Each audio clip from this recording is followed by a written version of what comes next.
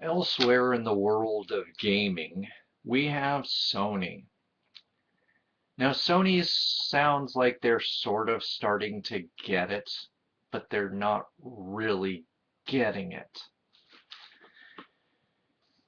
Case in point with the Vita, which I've already addressed the laundry list of issues I have with it. It's a great hardware, but there's many other major problems that basically screw everybody over. And it's worth fishing out of the clearance bin. It is not worth shelling out $250 to or no, excuse me, $300 for the basic unit to $350 for the no, excuse me, dang it, forgive me, it's been a while. It's not worth shelling out $250 for the basic unit, nor is it worth shelling out $300 for the 3G Wi-Fi model, which also requires that you get a plan through AT&T or a pay-as-you-go plan. Either one I do not recommend. I hate AT&T because they give lousy service. I digress. Sony, we have to do better at promoting the PS Vita. Cites games and price as big barriers to tackle. Now, you can read Jim's article down in the underbar. I don't want to go too long on this because basically, let's look at what Sony has done. What I like about what Jim says is, though they're starting to talk about the price point, but they're not giving specifics on what they plan to do to address the price points. You've still got the bullcrap with the memory card peripheral issue, which was absolutely ridiculous. Because it's either go through the process of continually refreshing your system with a new card in order for myself and my son to both have an account on the PS Vita, or buy two PS Vitas. Yeah, how convenient for the consumer that is. But he talks about all this might just be talk. All this might be just fluff and promises that they're making but have no intention of realistically keeping or just aren't going to keep. I have no faith left in Sony. If you watch the message boards for like Little Big Planet on their Sakatumis, you're starting to see such a tide of negative comments because these companies, under the wing of Sony, have done fuck all, pardon the language, to fix the issues with the game. And all they do is just promote, promote, promote, act as if nothing's wrong, we're not going to fix it. Oh, someday some mythical, patch that we keep saying exists will come into fruition. And suddenly you'll be able to do things that we promised you would be able to do at launch. I mean, gaming is becoming like politics. Promise people whatever you can to get them to buy your game. And then just sit back and ignore all the dissent and the dissenters. Like Sony's board, they've given up on commenting at all to the negative comments they're getting. Not realizing that, hey, if you at least try to put out the fire, it might grow, but it also might shrink. It might extinguish. If I felt like I was a valued customer on the play, create, share moniker of games that do appeal to me, but are a lot of times half-assed games. I mean, granted, Big Planet bucks the trend, but Big Planet karting, I'm not quite at the point of trading it in yet, because there are revolutionary things people are doing with it. And I do want to learn the 3D tool set. But in terms of all the other things that were promised, including in January, an update and a cart pack, because there's been no DLC. It's making me look bad when I'm putting my cred out on the line saying, buy this game. It's going to have incredible DLC. There's so many possibilities with this title.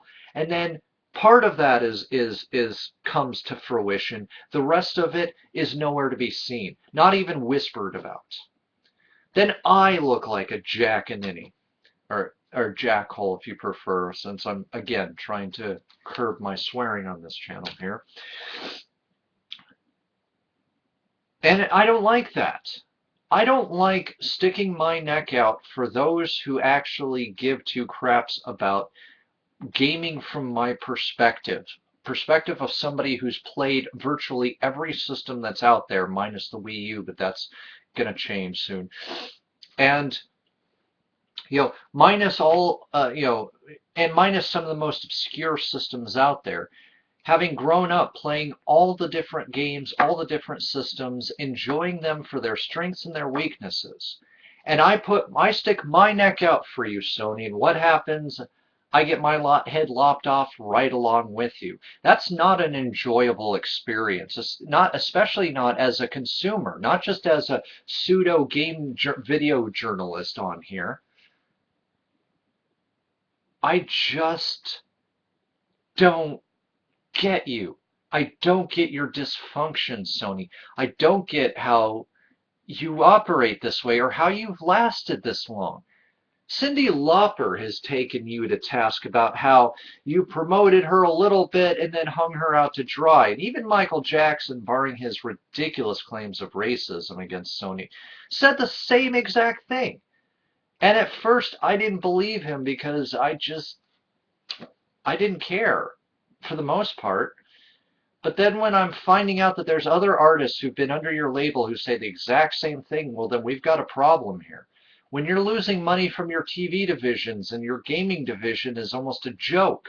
When developers don't want to touch your advanced handheld, which, to be honest with you, especially because it ditched the 3D, is better than 3DS hardware-wise. If you can be better than the competition and still fail, you're doing something really, really wrong. And it's the first step at fixing this is admitting it, Sony. But no, you got too much pride for that, don't you? Even this little press release was hurt quite a bit, didn't it? But it didn't hurt you enough. Because it's not enough that you're bleeding money, as are a lot of Western Eastern gaming developing companies, as well as some Eastern console developers, because you snubbed us, because you didn't care what the sales figures were. You took the early days of trying to break into the market as gospel and decided that the West didn't care about the Eastern games and gamers. And then you stood by in good conscience and let consoles die like the Dreamcast when you knew there were well-selling series that would have sold in the thousands that could have at least prolonged the life of these wonderful systems. If you had just swallowed your pride, localized these things, and brought it to market. And yes, I'm still mad at Bandai for canceling Macross VFX 2 because once I had a chance to import and play that game, that's just a crime against gaming that never came out in the West. But I digress.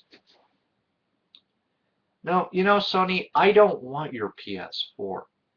I don't want your Vita.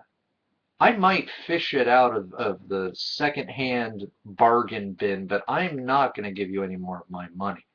I'm sick of your politics. I'm sick of your just utter disdain for creating quality products that benefit the consumer.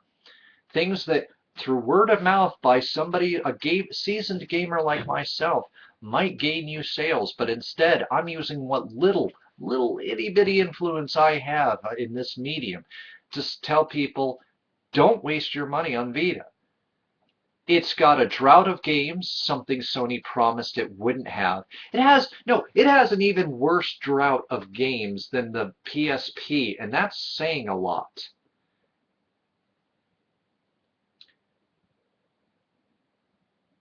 Maybe Sony can salvage it, but it is not worth owning a Vita right now. It is not. Unless you really need an MP3 player and an on-the-go movie player where you have to convert the files yourself because, yeah, that would be too much work for Sony to create a content manager with a converter built in for everybody's convenience. No, I've got to find third-party converters that sometimes don't do their job so that I can watch my movies on your system. Unless you really need a paperweight, an expensive paperweight that comes with a lot of BS when it comes to the memory card peripheral stuff, unless you're a single user with a single unit, then by all means, be my guest. But heed my warning. Do not waste your time with the cheapo cards. Save your money. Spend $100 for the 32 gigabyte card. It is absolutely worth the money. It is more than worth the money. That's hours worth of music for long car trips or flights and family vacations. That's hours worth of video. It might even be hours worth of gaming entertainment because you've also got the PSP library, and there were some great games despite people's hate for the system. But me, I'm done. You've pissed me off the last time, Sony. You've robbed me of my money, my hard-earned money, for the last time. I'm done with you. So you can continue to spin and spin and spin this whole situation, but you're not going to get anywhere. And you know whose fault that is? It's not the consumers, it's yours.